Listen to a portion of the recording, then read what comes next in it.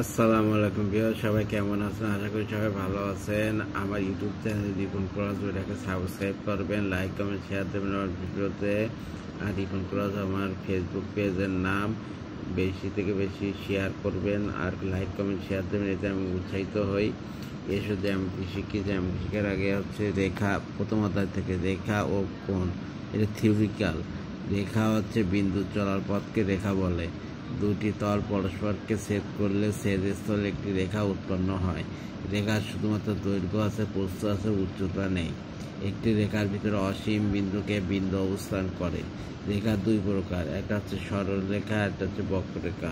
বিন্দু তার চলার পথে যদি দিক পরিবর্তন না করে তবে তাকে সরলরেখা বলে। এরকম একটা দিয়ে আছে এই সরলরেখা। যে সব বিন্দু একই সরলরেখা অবস্থান করে তাকে সমরেখ বিন্দু বলে। দুইটি বিন্দুর মধ্য দিয়ে একটি এবং কেবল একটি সরলরেখা আঁকা যায়। বক্ররেখা, কোনো বিন্দু তার চলার দিকে যদি দিক পরিবর্তন করে তবে তাকে বক্ররেখা বলে। এরকম দিক পরিবর্তন করেছে। আর রেখাংশ, কোনো রেখার যে কোনো বেগ দুইটি বিন্দুতে সীমাবদ্ধ অংশকে ওই দুই বিন্দু দুইটির সংখ্যাকে রেখাংশ বলে। রেখাংশের দুই প্রান্তকে প্রান্তবিন্দু বলে। ধরেন এই হচ্ছে রেখা এ বি, আর এই হচ্ছে সিডি, এই হচ্ছে রেখার অংশ। রশ্মি কোনো রেখার কোন এক বিন্দু থেকে অপর প্রান্তকে একত্রে রশ্মি বলা হয়। একটি প্রান্তবিন্দু থেকে একটি প্রান্তবিন্দু, এগুলো রশ্মি।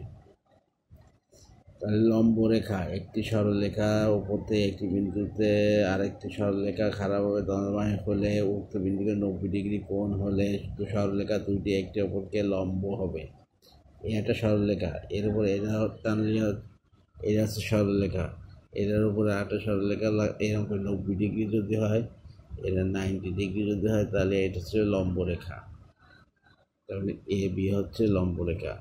এ বি লম্ব CD, A B Rekha CD রেখার উপর লম্ব।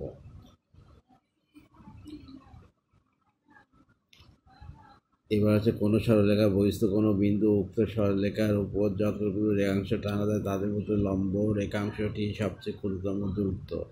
দুইটি সরলরেখা পরস্পর যদি সর্বদা সমান দূরত্ব বজায় রেখে চলতে থাকে তবে তাকে সমান্তরাল সরলরেখা বলে। দুটো সরলরেখা এই সমান্তরালভাবে চলতে থাকে সমান দূরত্বে, তাহলে এইটাকে সমান্তরাল সরলরেখা বলে। এ বি সমান্তরাল রেখা CD, A B O A B রেখা দ্বারা পরস্পর সমান্তরাল রেখা, এইটা হচ্ছে সমান্তরাল রেখার একটা চিহ্ন। ধন্যবাদ। জ্যামিতি শিখলাম, এগুলো বেসিক জিনিস, থিওরিক্যাল প্রশ্ন, এগুলো পরীক্ষায় আসবে না, কিন্তু এগুলো হচ্ছে না জানলে হচ্ছে আপনি পরিপূর্ণ জানতে পারবেন না, পরিপূর্ণ জ্যামিতির সমাধান করতে পারবেন না। তাহলে বেসিক থেকে শুরু করাই ভালো ছিল। ধন্যবাদ, ভালো থাকবেন, সুস্থ থাকবেন।